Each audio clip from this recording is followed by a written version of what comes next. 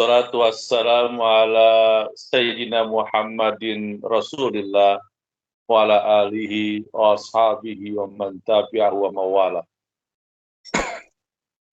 Ashhadu an la ilaha illallah wahdahu la syarikalah wa ashhadu anna Muhammadan abduhu wa rasuluh la nabiyya ba'da. Qala Allah Ta'ala fi dzikril hakim. A'udzu billahi minasyaitonir rajim. Bismillahirrahmanirrahim. Itu ada yang lagi sahur itu, apa bukan zuhur? Sahur pas bukan, Ustaz. Sahur. Saya udah screenshot tuh barusan. Siap viral ke Ustaz Abu. Qala Allah Ta'ala fi dzikril hakim. A'udzu billahi minasyaitonir rajim. Bismillahirrahmanirrahim.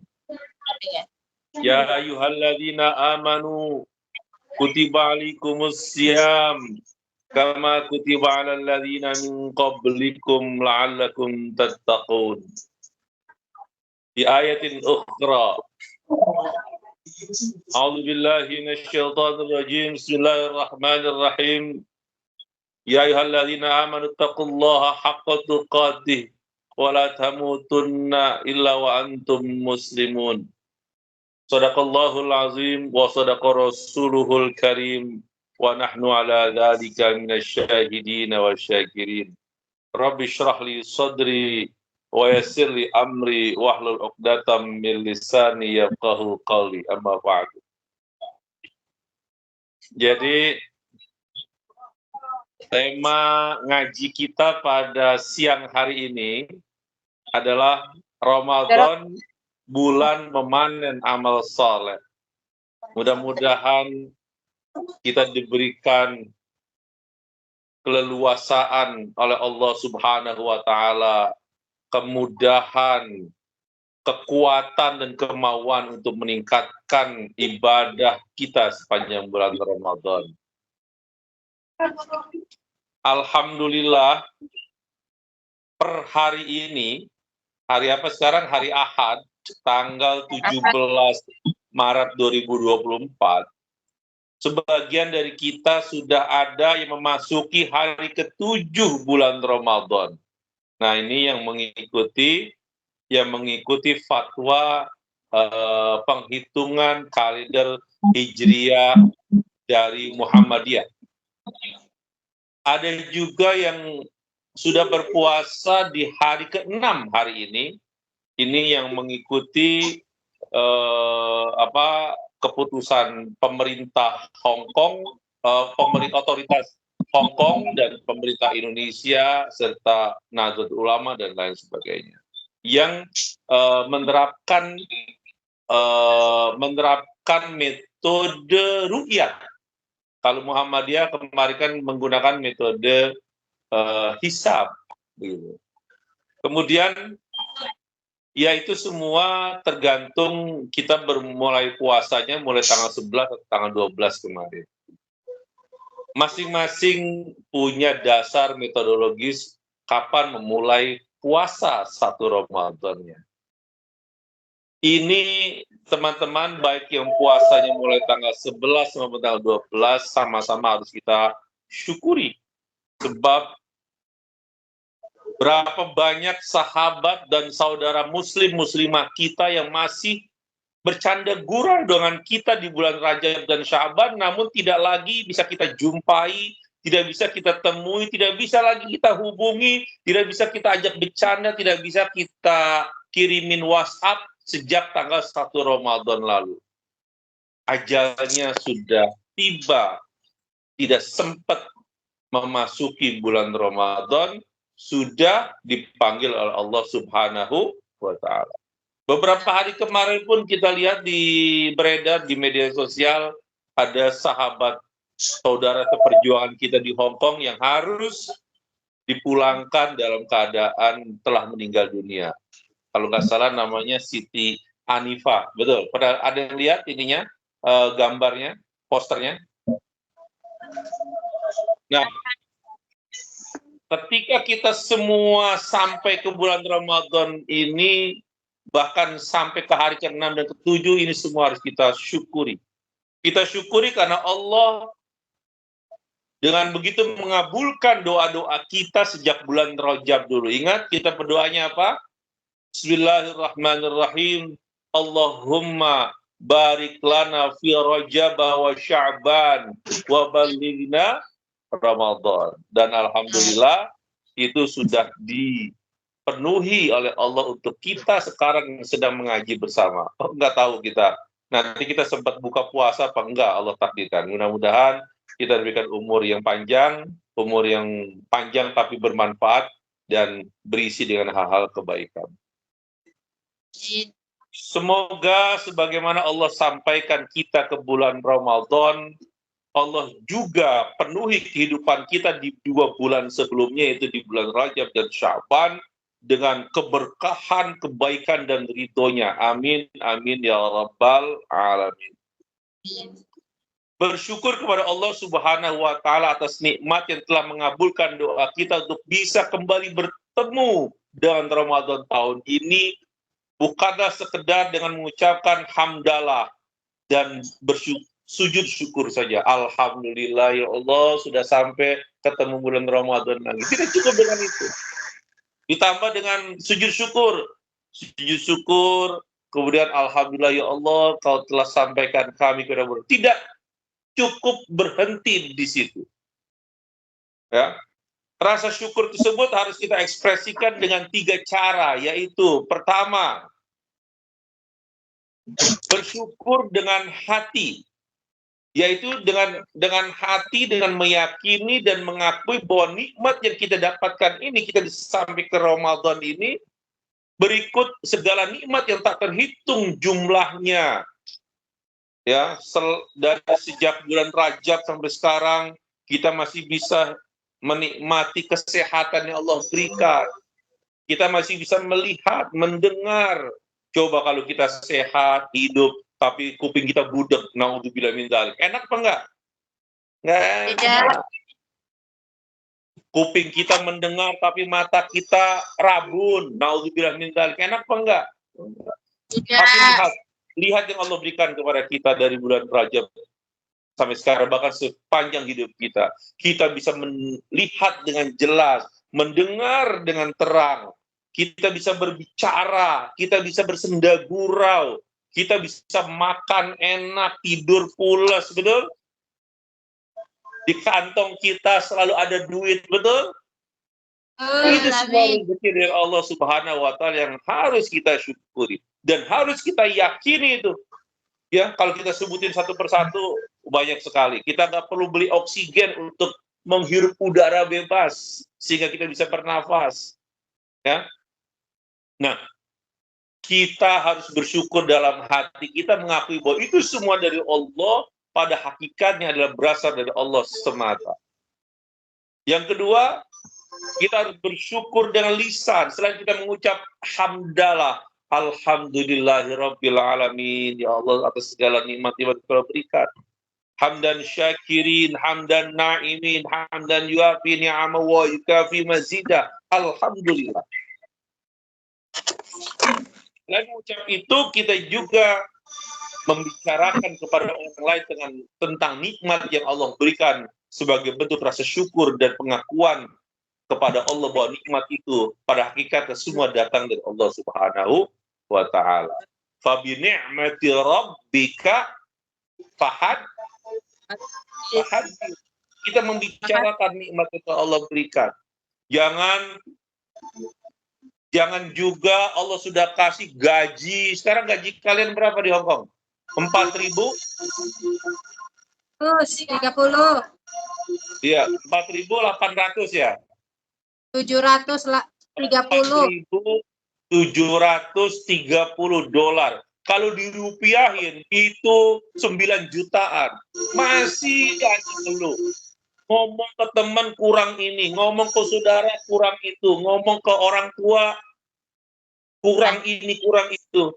Nah, itu namanya kurang pintar bersyukur. Padahal Allah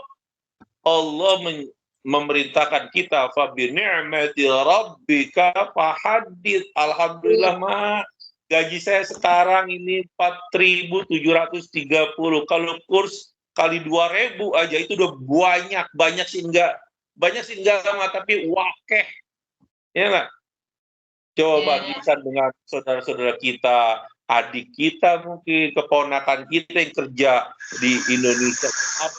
Atau gimana kan gajinya paling 1.500.000 sebulan, betul?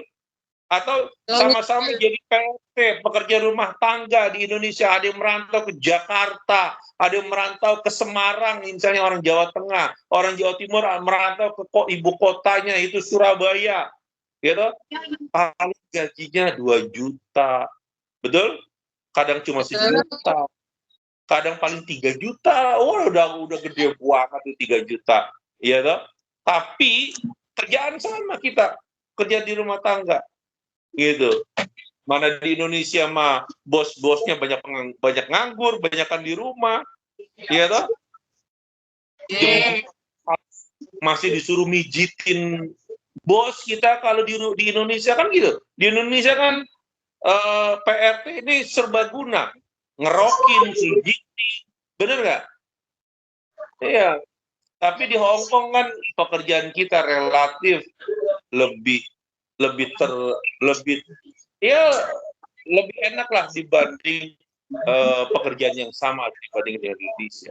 Dan itu semua kita syukuri. Belum gajinya sudah kerjanya mungkin lebih ringan, gaji lebih besar. Jadi yang kita ingat itu yang baik-baik aja yang Allah berikan. Kemudian fabi ni'mati rabbika fahaddits. Kita ceritakan, tapi dalam hal nikmat lain seperti kesuksesan, rezeki, gaji, punya anak, punya suami ganteng, soleh, hati-hati, punya mobil baru, punya motor baru, nambah motor, nambah usaha, hati-hati.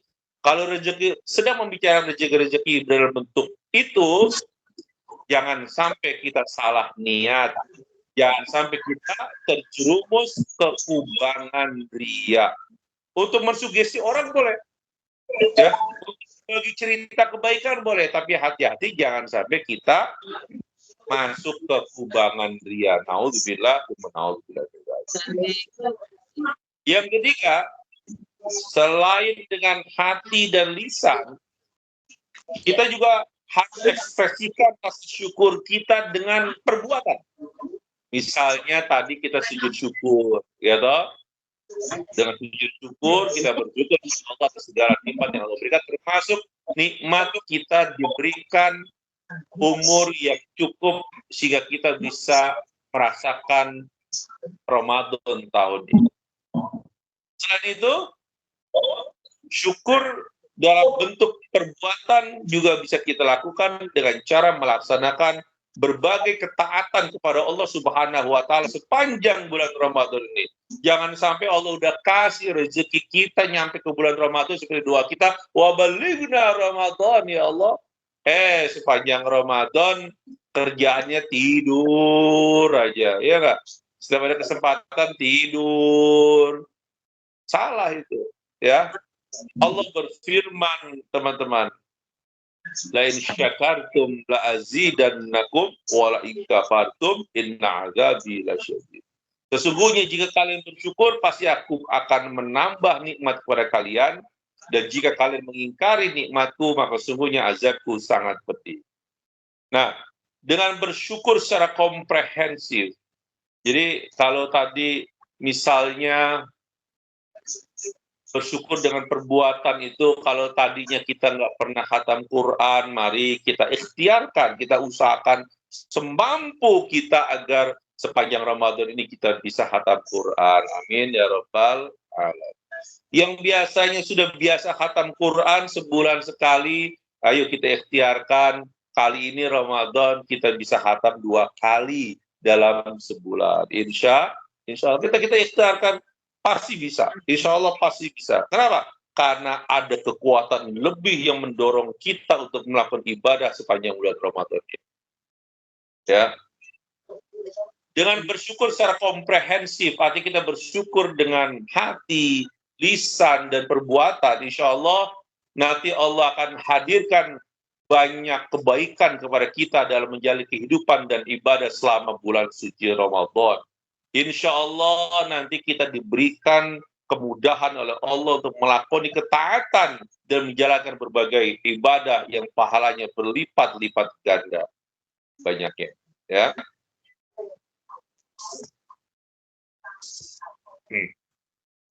Hal yang menjadi penting teman-teman, sebagaimana perumpamaan yang disampaikan oleh Syekh Abu Bakar Al-Warraq Al-Balkhi, beliau mengatakan bulan Rajab adalah bulan menanam. Bulan Sya'ban adalah bulan menyirami tanaman. Dan bulan Ramadan adalah bulan untuk memanen. Kan nggak asik nih. Kalau kita udah capek-capek selama sebulan Rajab menanam, lalu sebulan Sya'ban kita siramin tanaman yang sudah kita tanam, setelah itu tidak kita panen, gitu. Tanaman udah kita tanam di sawah, kemudian sepanjang bulan Sya'ban kita sudah siramin setiap pagi, begitu. Kemudian kita nggak panen, kita tinggal merantau ke Hong Kong, kita abaikan panen kita. Masa begitu, ya?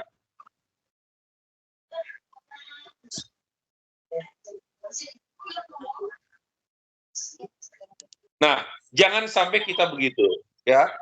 Banyak sekali kebaikan dan berkah yang bisa kita panen saat Ramadan. Di antaranya nih seperti disebutkan dalam kitab Lataiful Ma'arif. Pertama, ya, puasa melatih jiwa kita untuk taat kepada Allah Subhanahu wa Ta'ala. Jiwa seorang muslim harus dilatih dan dibiasakan untuk mengerjakan ketaatan karena jiwa bersifat seperti anak kecil yang perlu dilatih. Salah satu bentuk pelatihan jiwa terbiasa dalam mengerjakan ketaatan adalah dengan puasa. Makanya orang-orang kayak kita dari kecil diajarin, dilatih untuk sholat. Kita sudah dewasa sekalipun, kalau kita ketinggalan sholat, misalnya zuhur kelewati sampai asar, itu rasanya itu badan nggak enak. Betul. Ada tidak diri kita ketika kita ngelewatin waktu sholat. Gitu. Dan secara sugestif, jadi ada sugesti tambahan. Kita ini diberikan oleh Allah kekuatan lebih untuk bisa berpuasa dan beribadah di bulan Ramadan. Kita bisa bandingkan sendiri dengan dorongan taat kita kepada Allah antara di bulan Ramadan dan bulan-bulan lainnya. Jadi, kalau sebab di dalam berpuasa, seseorang akan meninggalkan sebagian kenikmatan yang asalnya halal. Misalnya, kita harus menahan makan, padahal kan makan itu halal. Ya, tapi kalau kita berpuasa kita harus tahan. Minum, kita harus tahan. Ini biasanya ini sugestinya beda. Biasanya saya kalau lagi tausiah begini, dikit-dikit langsung minum, benar nggak? Itu bawaannya pengen minum jauh, tapi kan sekarang enggak, gitu loh. Enggak harus minum saya, dan aman-aman aja, enggak merasa kehausan. Karena ini bulan puasa Ramadan. Kemudian semuanya kita tinggalkan, kita tahan demi mencari ridho dan pahala dari Allah Subhanahu wa Ta'ala. Coba di bulan lain, mungkin kita gampang goyah ketika sedang berpuasa. Di bulan lain mungkin kita agak enggan untuk melaksanakan qiyamul lail. Di bulan lain mungkin kita kadang telat bangun untuk menjalankan ibadah salat subuh. Tapi di bulan Ramadan Allah angkat tuh segala penghambat yang merintangi ibadah kita dan mendorong hati kita untuk kuat menjalankan ibadah dan menjauh dari perbuatan dosa. Padahal di bulan lain rasanya berat sekali. Betul. Tapi ketika di bulan Ramadan kita punya dorongan yang lebih kuat. Kenapa Allah Subhanahu wa Ta'ala memberikan hal spesial ini buat kita? Ini sesuai dengan firman Allah dalam sebuah hadis kursi, an Abi Hurairah radhiyallahu anhu qala Rasulullah sallallahu alaihi wasallam. Jadi sahabat Abu Hurairah radhiyallahu an pernah berkata, Rasulullah Shallallahu Alaihi Wasallam pernah bersabda, sabdanya ini dari qala Allah, dari Allah langsung yang menyampaikan kepada Nabi Muhammad, dan kemudian Nabi Muhammad hanya mengulangi apa firman Allah Subhanahu wa taala. Apa firman Allah? Kullu amali bani Adam lahu. Seluruh amal ibadah seorang hambaku, anak keturunan Adam, itu semuanya pahalanya, itu seluruh ibadah itu untuk keperluan dan kepentingan dirinya sendiri. Illa syam, kecuali puasa. Fa innahu li wa ana ajri bihi.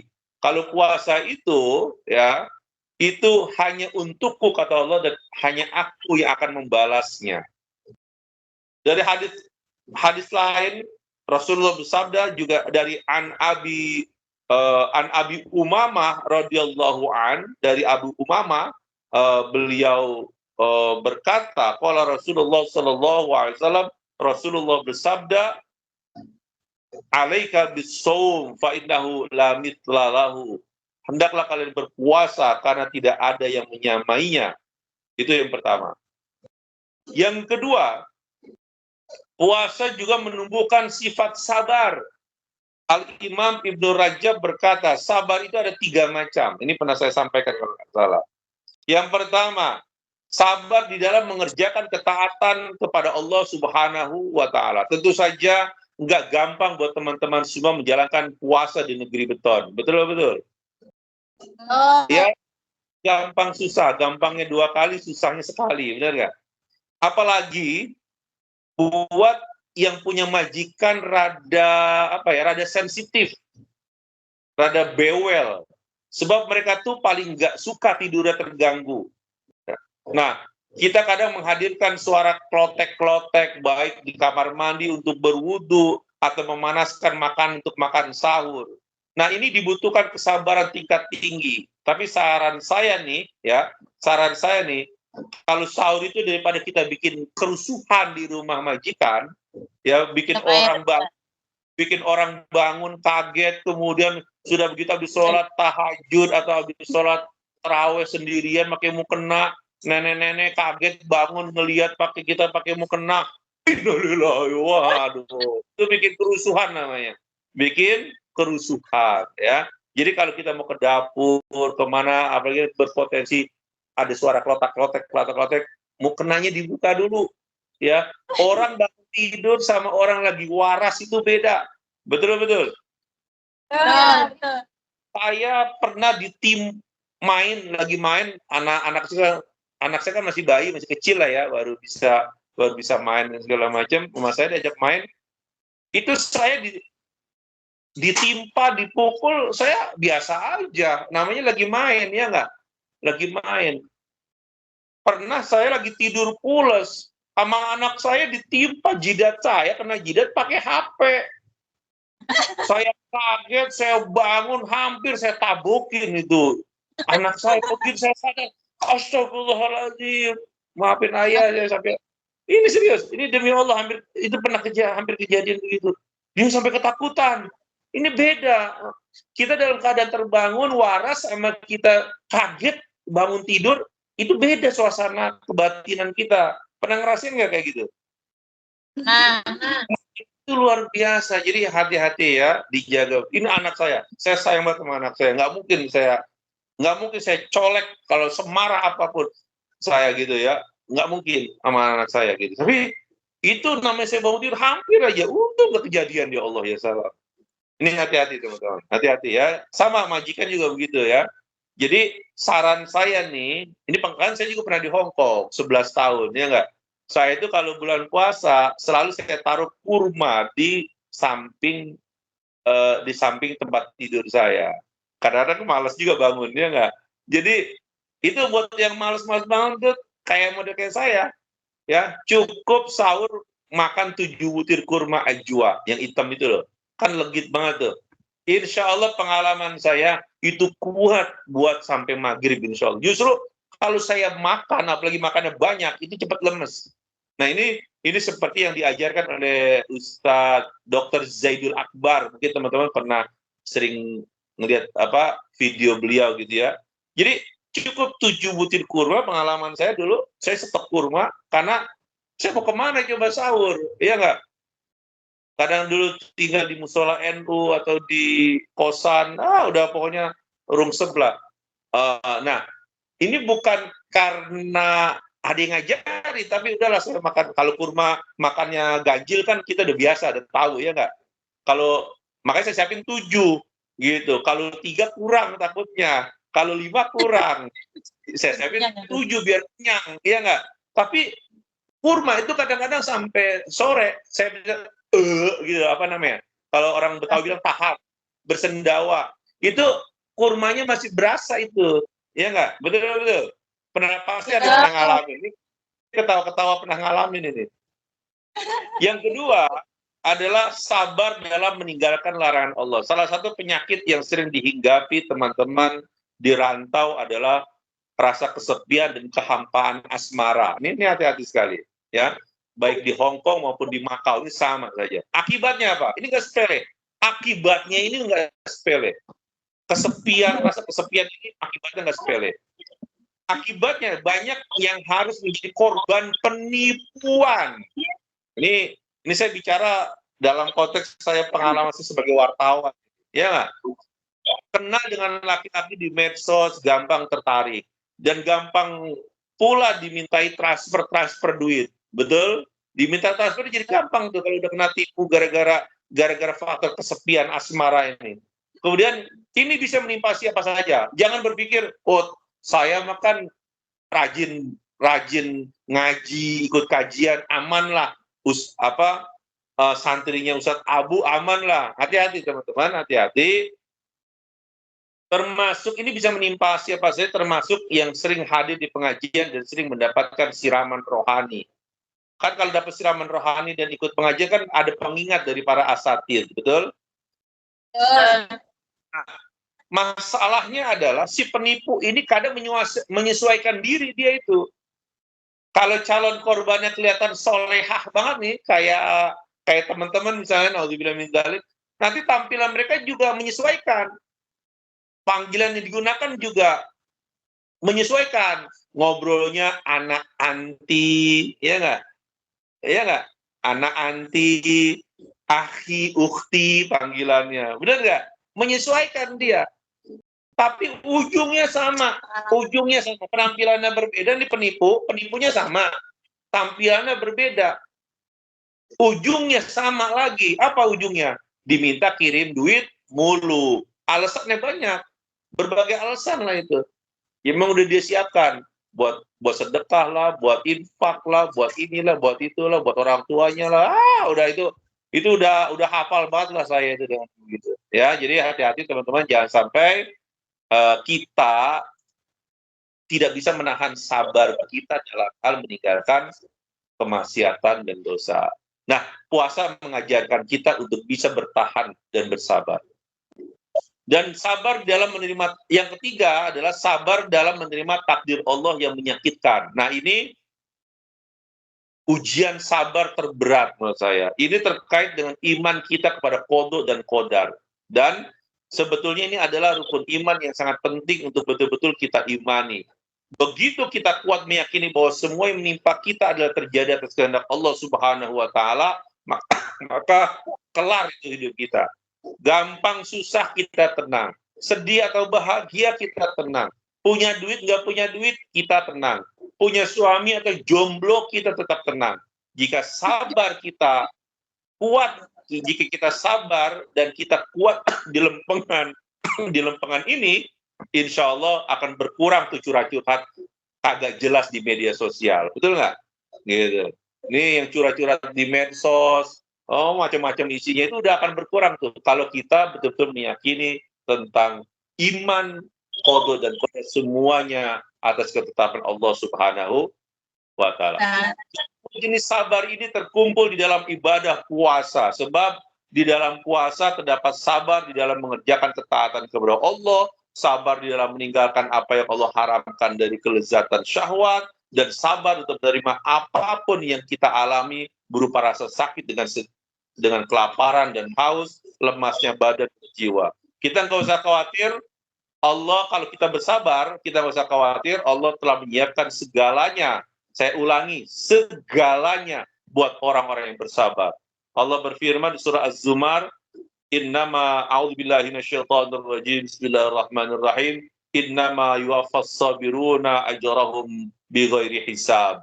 Sungguhnya hanya orang-orang yang bersabarlah yang dicukupkan pahala mereka tanpa batas. Mudah-mudahan dengan puasa Ramadan tahun ini kita kemudian mendapatkan keberkahan dari Allah, mendapatkan kekuatan sehingga kita bisa meraih level takwa. La'allakum tattaqun. Ya ayyuhalladzina amanu, hai orang beriman, kutiba alaikumusiyam, diwajibkan pada kamu untuk berpuasa, kama kutiba alal ladzina min qablikum, sebagaimana telah diwajibkan pula puasa ini kepada orang sebelum kamu, la'allakum tattaqun, agar kalian semua mencapai level takwa. Kalau sudah bertakwa, nanti apa kata Allah? Menurut firman, berdasarkan firman-Nya, wa may yattaqillaha yaj'al lahu makhraja. Allah akan berikan jalan keluar dari solusi dari segala persoalan hidupnya. Wa yarzuqhu min haitsu la yahtasib, dan Allah akan berikan rezeki dari mana saja. Wa may yatawakkal 'ala Allah, barang siapa bertawakal kepada Allah, fa huwa hasbuh, maka Allah akan cukupkan segala kebutuhannya. Mudah-mudahan tausiah kita pada ngaji kita pada siang hari ini menghadirkan banyak manfaat dan kebaikan dari Allah untuk kita semua. Amin. Amin ya rabbal alamin. Mari teman-teman, sebelum waduh ini